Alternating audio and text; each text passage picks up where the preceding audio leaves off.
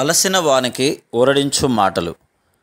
సహోదరుడు భక్తి సింగ్ గారి పరిచర్య నుండి సేకరించిన అనుదిన ధ్యానములు. సెప్టెంబర్ 6.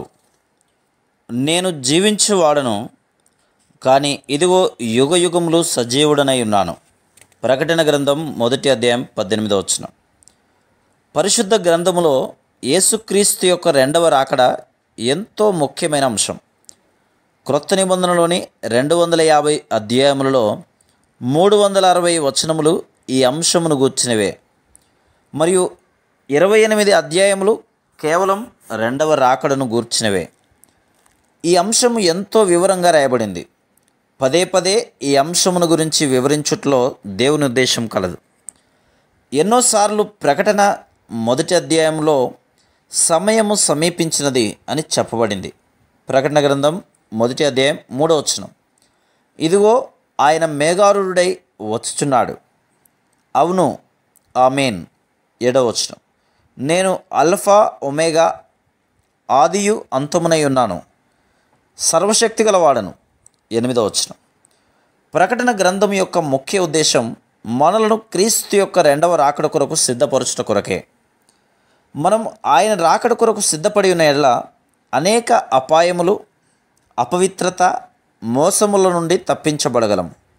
అనేక మంది ఈ అంశమును గూర్చి అనేక సిద్ధాంతములు మరియు బోధలను గూర్చినదేనని తలంచుటను బట్టి నిజముగా సత్యమును గ్రహించక ఎటువంటి ఆనందమును పొందరు.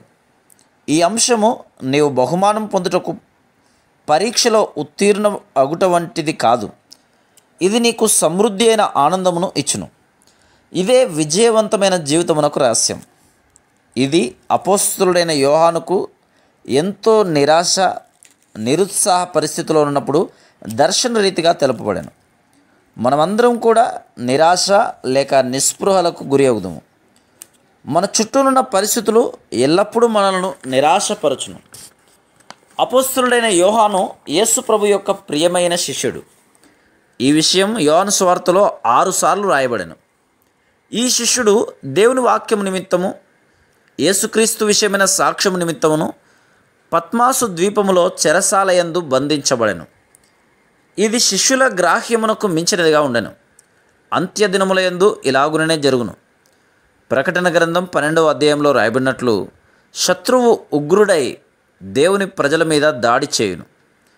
ఆయన త్వరగా వచ్చుచున్నాడను జ్ఞానమును గూర్చిన గ్రహింపు ద్వారానే మనము జయమొందగలం. దేవుడు యోహానుకు ప్రత్యక్షమైనప్పుడు అతడు ఎంతో నిరాశలో ఉండెను. ప్రభు త్వరలో తిరిగి రానై ఉన్నాడని గుర్తు చేయబడినప్పుడు ఇంతకుముందు అర్థం కాని విషయమును ఆ దినమే గ్రహించగలిగాను. మనము సహనమును కోల్పోవలసిన అవసరం లేదు. మనము ఓపికతో కనిపెట్టిన ఎడల ఆయన మహిమలో ప్రత్యక్షమైనప్పుడు మన ప్రతి ప్రశ్నకు జవాబు పొందేదము. ఆ దినమున రక్షణ కార్యము సంపూర్ణముగా చేయబడి రక్షణ యొక్క గొప్పతనమును గుర్తించి రక్షకుని యొక్క గొప్పతనమును ఎరిగెదము. ఆ దినము కొరకు మనం సిద్ధపడుట మనకు ఎంతో వింతైన సంతోష ఆనందమును కలిగించును. Praise the lord.